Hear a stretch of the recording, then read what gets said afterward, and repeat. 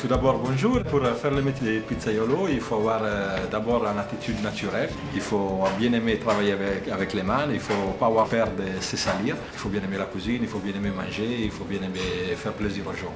Et c'est un travail plutôt physique, donc il faut être en forme.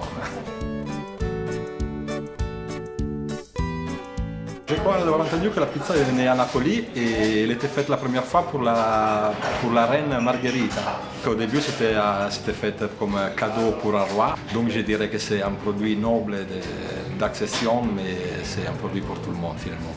Vu que la pizza est née en Italie, ça peut aider être italienne, mais ce n'est pas forcément indispensable.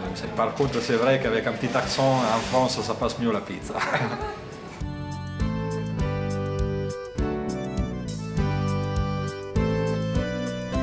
Pour faire le pizzaiolo comme spécialité à niveau de nourriture, il faut connaître bien la cuisine, il faut connaître bien tous les ingrédients, il faut suivre les saisons, il faut suivre la température extérieure, surtout pour ce qui concerne la pâte à pizza.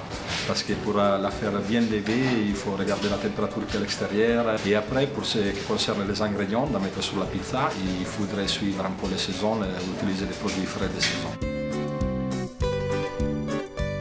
Pour faire un bon pizza, il faut prendre beaucoup de temps pour la préparation qu'il y a avant de la faire. Donc il faut faire la pâte un jour avant, au moins 24 ou 36 heures avant. Chacun a sa propre recette, donc c'est quelque chose que chaque pizzaiolo garde plutôt secret, plutôt pour lui, c'est quelque chose de plutôt intime. Une fois qu'on a tous les produits prêts, la pâte à pizza, les produits, il ne faut pas plus que 4 minutes. 2 minutes et demie pour la cuisson et 1 minute et demie pour la préparation, pour l'étalage de la pâte. Après les 2 minutes et demie, ça devient une tarte, c'est plus une pizza. La température pour une cuisson de pizza, ça doit être entre les 350 et 400 degrés. Parce qu'il faut vraiment un choc thermique avec la pâte et les ingrédients entre l'extérieur et l'intérieur.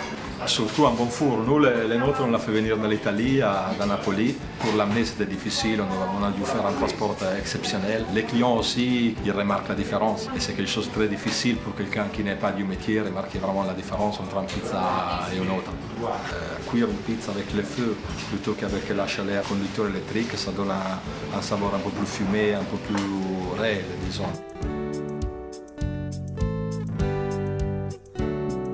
La plus originale que j'ai jamais faite, c'était une pizza avec un trou au milieu, ça s'appelle pizza couronne en fait, et c'est bizarre parce que généralement les pizzaioli ils ont peur des pizzas avec des trous parce que ça va abîmer les fours.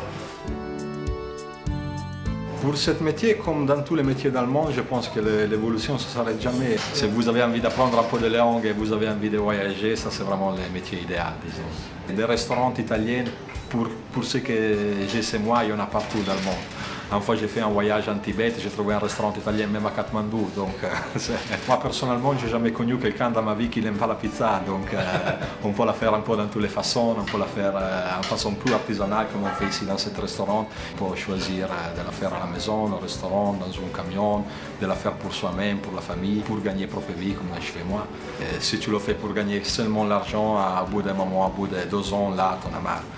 Mais si tu le fais avec passion, si tu l'aimes bien, si tu aimes bien faire plaisir aux gens, c'est quelque chose que tu peux faire tranquillement toute ta vie. Vu que le pizzaiolo c'est un travail d'artisanat, disons qu'on ne fait jamais la même pizza 2 fois. Disons qu'on ne s'arrête jamais d'apprendre, même dans ce métier ici.